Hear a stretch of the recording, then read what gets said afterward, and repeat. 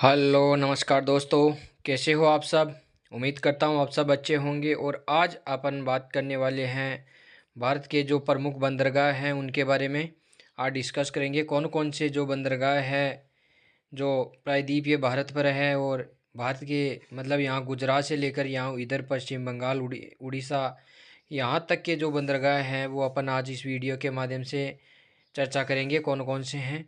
तो आइए करते हैं शुरुआत। तो सबसे पहले अपन बात करें जल परिवहन की, तो सबसे प्राचीन और सबसे सस्ता जल परिवहन है। और ये जो जल परिवहन है वो पर्यावरण के अनुकूल चलता है। किसके अनुकूल चलता है? ये पर्यावरण के अनुकूल चलता है, जिसमें दो प्रकार से हैं। एक तो है आंतरिक जल परिवहन और दूसरा है महासागरीय जल परिवहन। जो महासागरीय जल परिवहन है वो बाहर के अनुसार 95% है और मूल्य के आधार पर 78% उपयोग में लिया जाता है और उनसे विदेशी व्यापार होता है। किनसे? महासागरीय जल परिवहन से। अब इसके बाद में अपन बात करेंगे सबसे पहले किसकी, तो कांडला जो बंदरगाह है, कांडला बंदरगाह। तो कांडला बंदरगाह गुजरात में है। कांडला बंदरगाह कहाँ पर है? गुजरात में है। और उसका जो नया नाम है वो पंडित दीनदयाल उपाध्याय यानी पंडित दीनदयाल बंदरगाह के नाम से भी इसको जाना जाता है। इसका जो प्राचीन नाम था वो कांडला बंदरगाह है और इसका नवीनतम नाम है पंडित दीनदयाल बंदरगाह। और ये गुजरात में स्थित है। एशिया का सबसे पहला ज्वारीय बंदरगाह है। कौन सा है? एशिया का पहला ज्वारीय बंदरगाह है। कौन सा? कांडला बंदरगाह। और ये एक प्राकृतिक बंदरगाह है। जो कांडला बंदरगाह है जिसको अपन पंडित दीनदयाल के नाम से जानते हैं, वो एक प्राकृतिक बंदरगाह है। और ये जो भूकंप से प्रभावित जोन 5 में आता है, ये बंदरगाह भूकंप से प्रभावित है और जोन 5 में आता है।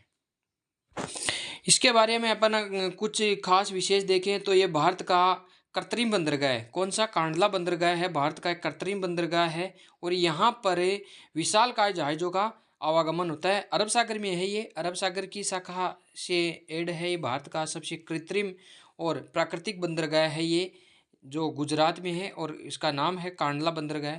इसके बाद में जो दूसरा आता है हमारा महाराष्ट्र में है, नन्ही सेवा। कौन सा है? नन्ही सेवा बंदरगाह है और ये सालसर द्वीप पर स्थित है। कहाँ पर है? सालसर द्वीप पर स्थित है। भारत का सबसे बड़ा व्यापारिक बंदरगाह है। कौन सा है? नन्ही सेवा बंदरगाह, जो महाराष्ट्र के मुंबई क्षेत्र में स्थित है, जो सालसर द्वीप पर स्थित है। कौन सा? नन्ही सेवा। इसके बाद में जो अगला आता है वो है नावा सेवा, जो महाराष्ट्र में है। नावा सेवा जो तीसरा जो प्राकृतिक बंदरगाह है, यानी ये तो है पश्चिमी घाट। पश्चिमी घाट का तीसरा जो बंदरगाह आता है वो है नावा सेवा बंदरगाह, जो महाराष्ट्र में है। कहाँ पर है? महाराष्ट्र में है। और मुंबई में पनवेल के पास में स्थित भारत का आधुनिकतम बंदरगाह है। यानी ये आधुनिकतम, ये इसको नया बनाया गया है। और पनवेल के पास में स्थित भारत का आधुनिकतम बंदरगाह है ये।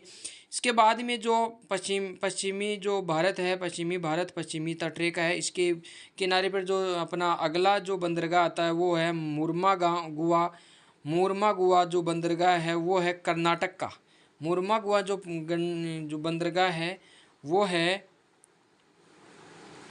अच्छा, मुर्मागुआ जो बंदरगाह है वो गोवा में है। मुर्मागुआ है वो गोवा का है। और गोवा में जुआरी नदी के बाएं तट पर स्थित ये प्राकृतिक बंदरगाह है। प्राकृतिक बंदरगाह। इसके बाद में आता है न्यू मंगलोर ये कोटापुरम में प्रौद्योगिक मंडल नगर और अंबाला नगर के पास में स्थित है। कर्नाटक में स्थित लोहे अयस्क के लिए प्रसिद्ध है ये। कर्नाटक में स्थित लोहे अयस्क के लिए सबसे जो प्रसिद्ध जो बंदरगाह है लोहे अयस्क के लिए वो है न्यू मंगलोर बंदरगाह, जो कर्नाटक में स्थित है। इसके बाद में है पश्चिमी तट कोच्चि। ये कोच्चि बंदरगाह है। कोच्चि अगला बंदरगाह कौन सा है? कोच्चि है और ये केरल में है। जो कोच्चि बंदरगाह है वो केरल में है और केरल के वेलिंगटन द्वीप पर स्थित है। और कोच्चि पर कयाल यानी लेगुन झील पाई जाती है। उसके समानांतर स्थित बंदरगाह जो भारत का सबसे बड़ा शिपयार्ड यहाँ पर है। कोच्चि में भारत का सबसे बड़ा जो शिपयार्ड है वो यहाँ पर कोच्चि बंदरगाह पर स्थित है और यहाँ पर लेगुन झील भी स्थित है। इसके बाद में जो अगला है तमिलनाडु का तूतीकोरिन बंदरगाह है। कौन सा है? तूतीकोरिन बंदरगाह है और तमिलनाडु के पूर्वी तट पर मन्नार की खाड़ी में स्थित कृत्रिम बंदरगाह है। यानी एक व्यापार की दृष्टि से ये बनाया गया है। महासागरीय बंदरगाह है ये, बाहर के अनुसार 95% ही इसमें काम होता है। तूतीकोरिन बंदरगाह जो तमिलनाडु का है। इसके बाद में एक चेन्नई में आता है। चेन्नई का जो बंदरगाह, चेन्नई बंदरगाह है भारत का सबसे प्राचीन कृत्रिम बंदरगाह है और भारत का दूसरा सबसे बड़ा व्यापारिक बंदरगाह कौन सा है? चेन्नई। और सबसे पहला जो व्यापारिक बंदरगाह कौन सा है व्यापारिक दृष्टि से? कांडला बंदरगाह जो पंडित दीनदयाल पतन के नाम से जाना जाता है। और दूसरा जो भारत का सबसे बड़ा कृत्रिम बंदरगाह है वो है चेन्नई में है। इसके बाद में है एनोर बंदरगाह। और चेन्नई बंदरगाह के भार को कम करने के उद्देश्य से चेन्नई बंदरगाह के उत्तर में स्थित निजी क्षेत्र में स्थापित ये प्रथम बंदरगाह है जो कामरान फोर्ट के नाम से जाना जाता है। इसके बाद में जो अगला बंदरगाह आता है वो राजमुंद्री बंदरगाह है विशाखापट्टनम में। और आंध्र प्रदेश में स्थित भारत का सबसे गहरा तथा आंध्र प्रदेश का सबसे प्राकृतिक जो बंदरगाह है, अच्छा प्राकृतिक बंदरगाह है वो है राजमुंद्री जो बंदरगाह है वो है। इसके बाद में है पाराद्वीप बंदरगाह जो उड़ीसा के तट पर निर्यात के आधार पर है, यानी निर्यात की दृष्टि से सबसे पहले बनाया गया था। पाराद्वीप बंदरगाह यहाँ पर स्थित है। उसके बाद में पश्चिम बंगाल में है हल्दिया बंदरगाह है और ये एक नदी बंदरगाह है। उसके बाद में कलकत्ता में है, हुगली नदी पर पश्चिम बंगाल में बनाया गया है ये हल्दिया बंदरगाह है।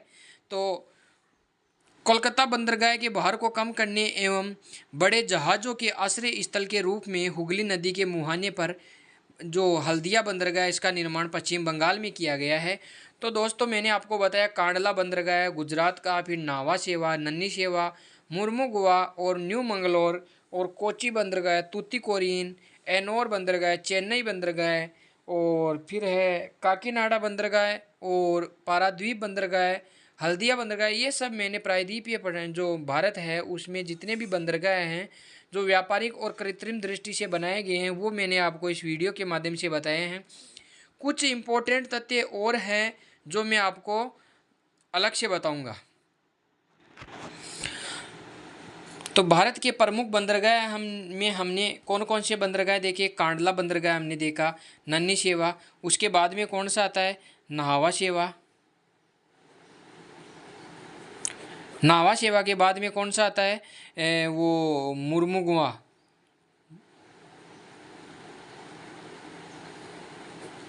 बंदरगाह जो गोवा का है, ये गोवा का है मुर्मुगुआ। उसके बाद में है ये न्यू मंगलोर, कर्नाटक का है न्यू मंगलोर,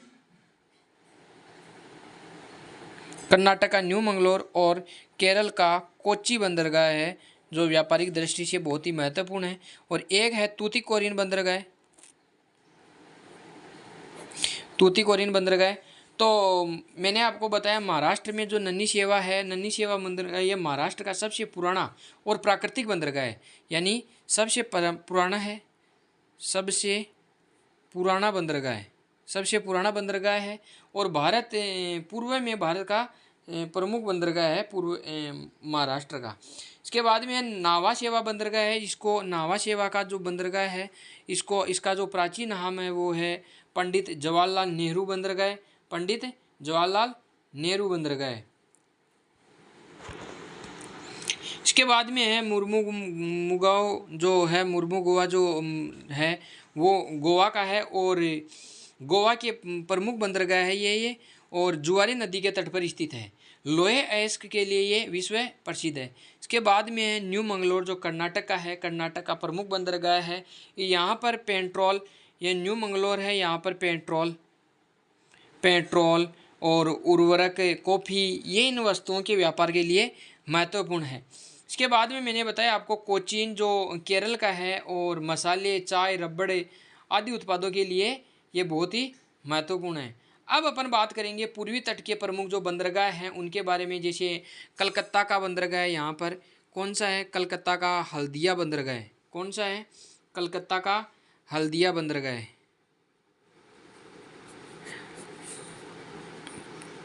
ठीक है, हल्दिया बंदरगाह है, हुगली नदी पर स्थित है। ये कहाँ पर? हुगली नदी, हुगली नदी पर यह बंदरगाह स्थित है। एकमात्र नदी बंदरगाह है और पूर्व भारत का प्रमुख जो व्यापारिक और सांस्कृतिक केंद्र यहाँ पर पश्चिम बंगाल कलकत्ता में हल्दिया में स्थित है। इसके बाद में जो उड़ीसा का आता है वो है पाराद्वीप। पाराद्वीप जो बंदरगाह है वो उड़ीसा का है और उड़ीसा का सबसे बड़ा बंदरगाह है ये, उड़ीसा का सबसे बड़ा बंदरगाह है ये। और यहाँ पर खनिज, कोयला, अनाज, उर्वरक और निर्यात के लिए प्रसिद्ध है। खनिज, कोयला, खनिज और कोयला के लिए, निर्यात के लिए सबसे उत्तम है। इसके बाद में है विशाखापट्टनम, अगला है विशाखापट्टनम, यानी अगला कौन सा है, विशाखापट्टनम जो बंदरगाह है वो आंध्र प्रदेश में है। कहाँ पर है, आंध्र प्रदेश में है। और आंध्र प्रदेश का सबसे बड़ा और बहुउद्देशीय बंदरगाह है, सबसे बड़ा और बहुउद्देशीय, सबसे बड़ा और बहुउद्देशीय बंदरगाह है ये विशाखापट्टनम। और लौह अयस्क, कोयला, पेट्रोलियम के उत्पाद के आयात निर्यात के लिए प्रसिद्ध है। ये जो बंदरगाह है विशाखापट्टनम, ये लौह अयस्क के लिए प्रसिद्ध है। इसके बाद में आता है एन्नोर बंदरगाह, जो तमिलनाडु का है। तूतीकोरिन और एन्नोर बंदरगाह, कुछ रह गया था, मैंने तूतीकोरिन के साथ बताना था लेकिन नहीं बताया। ये है एन्नोर बंदरगाह। एन्नोर बंदरगाह है ये कामराज पत्तन के नाम से भी जाना जाता है, तमिलनाडु का है। और कोयला, पेट्रोलियम, उर्वरक और इन यातायात के लिए किया जाता है। फिर आता है चेन्नई का, जो तमिलनाडु में है, चेन्नई बंदरगाह, और तमिलनाडु की राजधानी के निकट स्थित ये प्रमुख बंदरगाह है। इसके बाद तूतीकोरिन है, वो मैंने आपको बताया है। अब जो सबसे बड़े बंदरगाह हैं वो मैं आपको बताऊंगा, यानी सर्वाधिक बड़ी,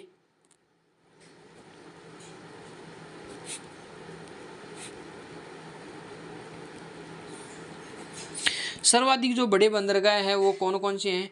3 बंदरगाह है सबसे बड़े बड़े। पहला है चेन्नई बंदरगाह, दूसरा कौन सा है, तूतीकोरिन, और तीसरा कौन सा है, एन्नोर बंदरगाह। जो तूतीकोरिन है वो चिदंबरनार पत्तन के नाम से भी जाना जाता है, और एन्नोर बंदरगाह है इसको कामराज पत्तन के नाम से भी जाना जाता है, कामराज पत्तन। इसके बाद में 2 नंबर पर है महाराष्ट्र के कुछ विशेष बंदरगाह है, 2 बड़े बंदरगाह, एक तो मुंबई और एक नावा शेवा, यानी नन्ही शेवा और नावा शेवा। नावा शेवा का जो नया नाम है वो है पंडित जवाहरलाल नेहरू बंदरगाह, और मुंबई पोर्ट के भार को कम करने के लिए बनाया गया है। इसके बाद कांडला, कुछ नाम बदले गए हैं, कुछ बंदरगाहों के नाम बदले गए हैं, जिनमें कांडला बंदरगाह है उनका दीनदयाल पतन कर दिया, नावा शेवा का जवाहरलाल नेहरू पतन कर दिया, एन्नोर बंदरगाह का कामराज पतन कर दिया, और तूतीकोरिन का वीओ चिदंबरनाथ पतन कर दिया।